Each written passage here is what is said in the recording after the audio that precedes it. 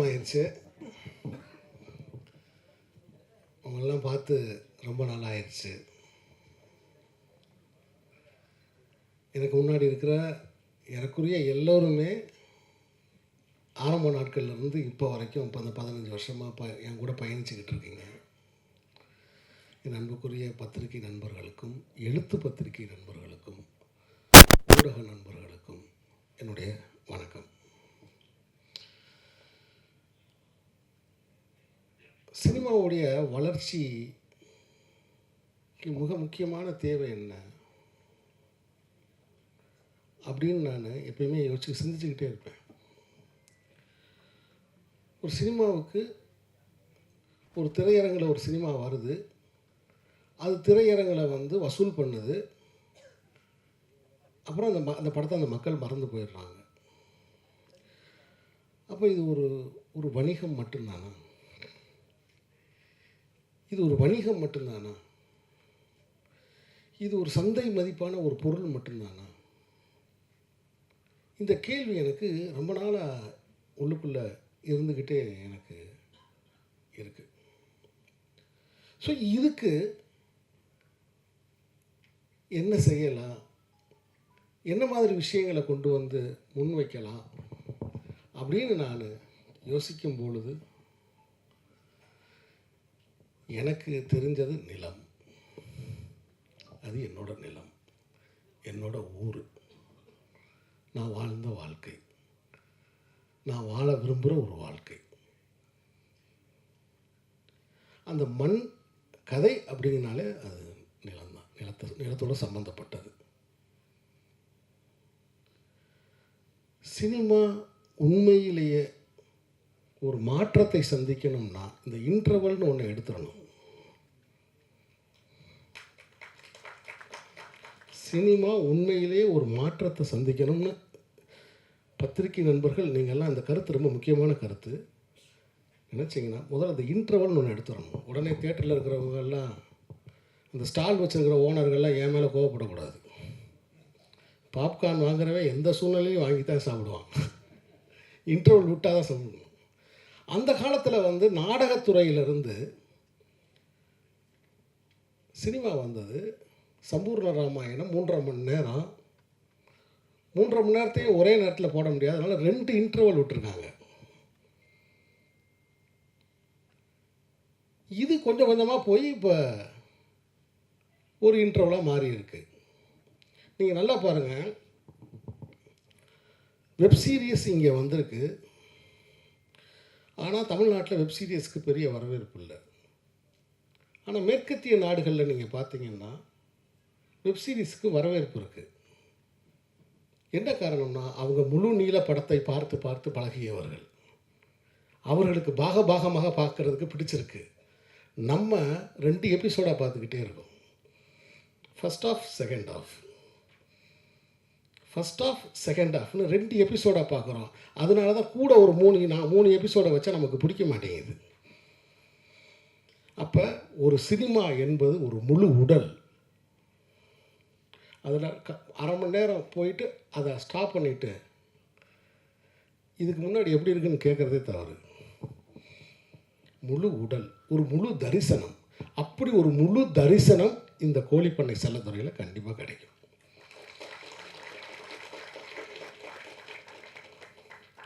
நண்பர்களே, நான் கொஞ்சம் ஒரு 5 நிமிஷம் அதிகமாக பேசினாலும் சில கருத்துக்களை நான் உங்களோடு பகிர்ந்து கொள்ள வேண்டும் என்று நான் ஆசைப்படுகிறேன். இந்த கோழிப்பண்ணை செல்லத்துறை என்கிற இந்த படம் எனக்கும் இப்போ 50 வயசு ஆயிடுச்சு. நானும் 2 பெண் குழந்தைகளுக்கு தகப்பன். ஆனால் நான் இதுவரைக்கும் டாக்டர் அருளானந்து போல ஒரு தந்தையை பார்க்கவே இல்லை.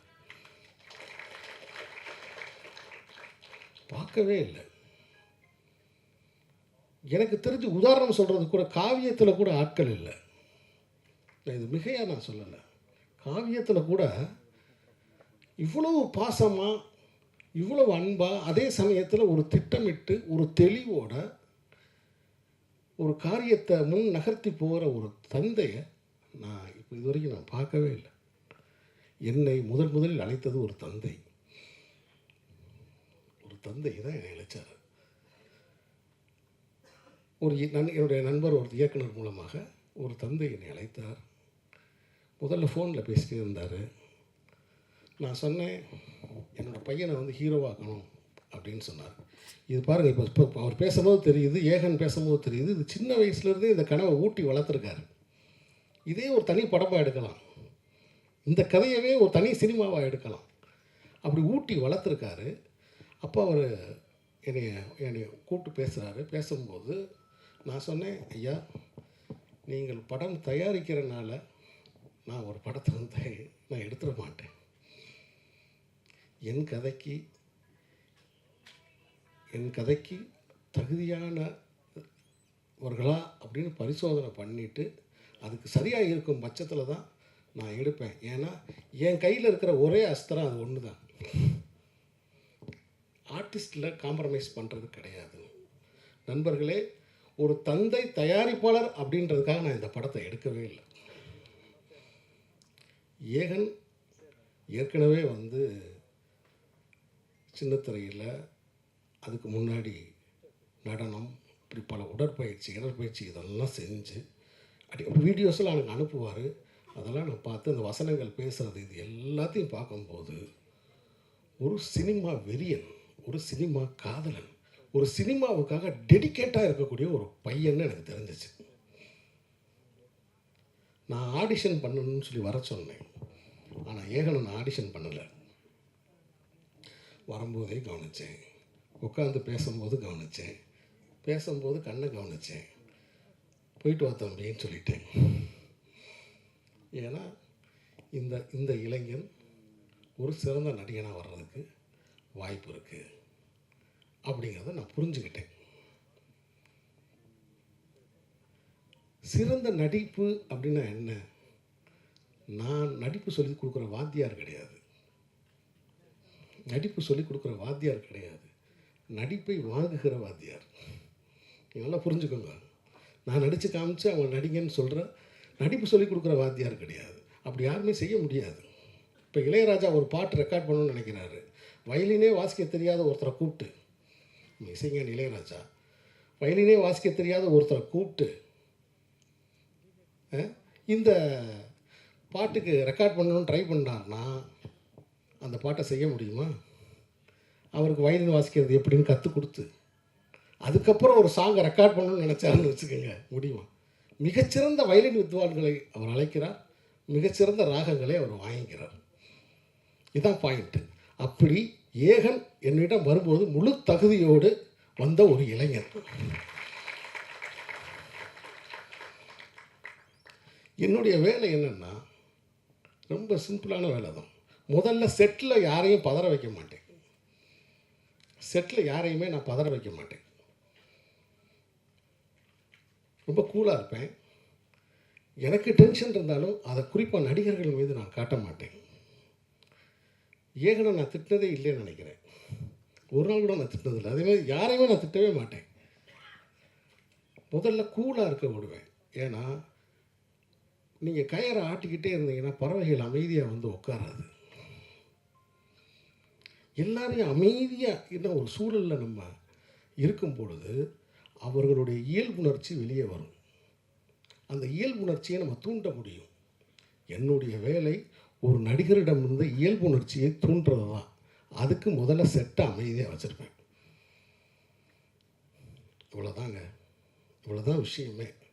அதனால் நான் யாரையும் அறிமுகப்படுத்தினதான் நான் எப்பயுமே நினைக்கிறது கிடையாது. ஏகனுக்கு ஒரு ஒளிமயமான எதிர்காலம் இருக்குது.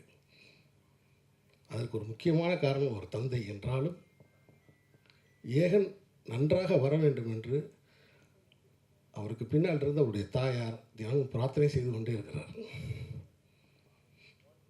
வேண்டாத தெய்வங்கள் இல்லை, அதை வேண்டிக் கொண்டே இருக்கிறார். என்கிட்ட வந்து அந்த ஷூட்டிங் ஸ்பாட்டை விட்டு போகும்போது உங்கள்கிட்ட ஒப்படைச்சிட்டு போகிறேன்னாரு அப்படின்னு சொன்னாங்க. கரெக்டாக 4வது நாள் ஏகனுக்கு கை பிசங்கிருச்சு. ஒரு இதை எடுத்து அடிக்கும்போது நான் ரொம்ப வருத்தப்பட்டேன் கடைசி வரைக்கும். ஐயோ, நம்ம எப்பயுமே பரிசோதனை பண்ணி பார்க்காம நம்ம எதையுமே செய்ய முடிய மாட்டோமே, இதை விட்டோமே அப்படின்னு நினச்சேன். ஸோ அப்படி மேத்யூ பற்றி சொல்லணும்னா இந்த 2 பேருக்குமே சினிமா நல்லா தெரியும். 2 பேருக்கு நல்லா சினிமா தெரிஞ்சால் ஒரு சினிமா தெரிஞ்ச இயக்குனர் நடுவில் எவ்வளோ தவிப்போட நிற்பான்னு மட்டும் பாருங்கள். நான் சொல்கிறது உங்களுக்கு புரியுதா? அந்த நேரத்துலலாம் என்னை காப்பாற்றின பெருமான் அவர் தான். ஸோ ரொம்ப அற்புதமான பிள்ளை. நான் பார்த்து ரொம்ப வியந்துட்டேன். இந்த வயசில் இவ்வளவு பொறுப்புணர்ச்சி, இவ்வளவு கடமை உணர்ச்சி, ஒரு பிளான் ஒன்றும் இல்லைங்க. ஒரு நாள் ஏதோ ஒரு ஏக்கர் நிலம்னு சொன்னேன். அது எத்தனை ஃப்ளாட்டுன்னு சொன்னாப்புல. நான் அப்படியே அரண்ட்டேன். என்னடா ஒரு ஏக்கர் இடம்னு ஏதோ சொன்னேன். ஒரு ஏக்கர் 20 சென்ட் தம்பி அப்படின்னேன். அப்படியா சார்? அப்படின்னா அது இத்தனை ஃப்ளாட்டு சார் அப்படின்னாப்புல. ஸோ அந்தளவுக்கு அறிவு நுட்பம் எல்லாமே அவங்க தந்தை வந்து அந்தளவுக்கு பிள்ளைகளை பிறருக்கு முன்னுதாரணமாக அவர் இருக்கார். இந்த நல்ல சந்தர்ப்பத்தில் நான் நிறைய எல்லா கலைஞர்களை பற்றியும் பேசுவேன். சத்யா தேவி. நான் சத்யா தேவி இதுக்கு முன்னாடி நடித்த அந்த ஆடியோ லான்ச்சில் நான் பார்த்துருக்கேன். பட் எனக்கு ஞாபகம் இல்லை. நான் அந்த இன்ஸ்டாகிராம் பார்த்தேன். அந்த இன்ஸ்டாகிராமில் அபிநயம் பிடிச்சா ஒரு பொண்ணு ஆடிட்டே இருந்துச்சு. யாரா அது கருப்பாக இருக்கிற கேர் விஷயமாக இருக்குது, கூப்பிடுங்களா அப்படின்னு சொன்னேன். அதுக்கப்புறம் சங்கர் தம்பி தான் கூப்பிட்டு வந்தாப்புல. அப்படி தான் இருந்துச்சு. அதே மாதிரி எனக்கு வந்து என்னென்னா நம்ம அந்த ஊரோட மனத்தோடு இருக்கணும். ஏன்னா நான் வந்து என்னென்னா நிறைய படங்களில் கொண்டு போய் பெயிண்ட் அடித்து பிள்ளைகளை பூரா கலரை டல் பண்ணி வெயில் அலைய விட்டு ரொம்ப கஷ்டப்படுத்தியிருக்கோன்றத இயல்பாகவே அழகாக வரணும் அப்படின்றதுக்காண்டி அப்படி நாங்கள் வந்து இந்த படத்தில் நான் செலக்ட் பண்ணேன். அதே மாதிரி குட்டி புலி, தினேஷ் ரொம்ப சிறப்பான நடிப்பு, நீங்கள் சிறப்பான நடிப்பு. அப்புறம் அப்படி நிறையா பேர், நவீன், உமா மேடம், இப்படி பவா செல்லத்துறை இந்த படத்தில் ரொம்ப சிறப்பாக நடிச்சிருக்காரு. லியோ சிவகுமார், அப்படி நிறைய நடிகர்கள் இந்த படத்தில் தன்னோட பங்களிப்பை கொடுத்துருக்காங்க. குறிப்பிட்ட நேரத்தில் குறிப்பிட்ட காலத்தில் இந்த படம் பதியப்பட்டுருச்சு. இந்த கோழிப்பண்ணை செல்லைத்துறை அப்படிங்கிற படம் முக்கியமான ஒரு விஷயத்தை சொல்லுது. வாழ்க்கை என்னை கைவிட்டுருச்சு, இந்த வாழ்க்கை இல்லை, நான் தோற்று போயிட்டேன், இந்த வாழ்க்கையில் எனக்கு யாருமே இல்லை அப்படின்னு யாராவது நினச்சிங்கன்னா அவங்களுக்கு இந்த படத்தில் ஒரு செய்தி இருக்குது. இந்த பிரபஞ்சம் எந்த ஒரு தனி மனிதனையும் கைவிடுவதில்லை.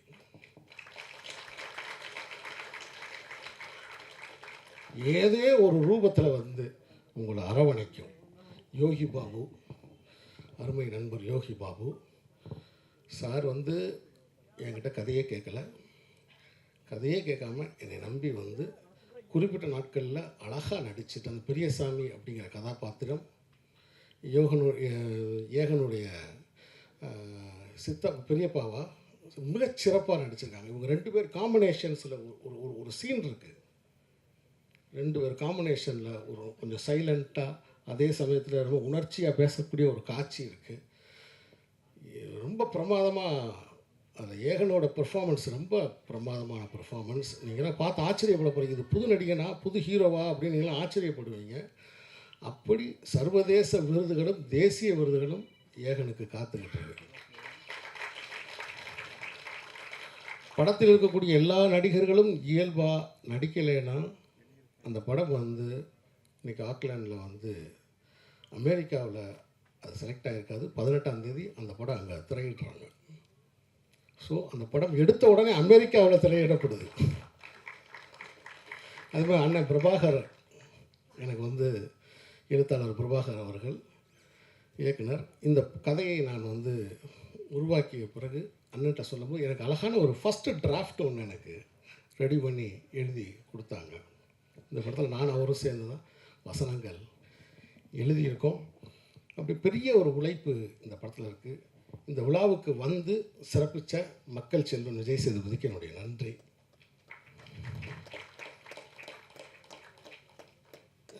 இந்த மாதிரி படங்களை நீங்கள் தான் கொண்டு போய் மக்கள்கிட்ட கொண்டு போய் சேர்க்கணும் அப்படின்னு ரொம்ப கேட்டுக்கிறேன். இந்த படத்தில் வந்து ரொம்ப கொஞ்சம் தண்ணி மட்டும் வந்தாங்களே.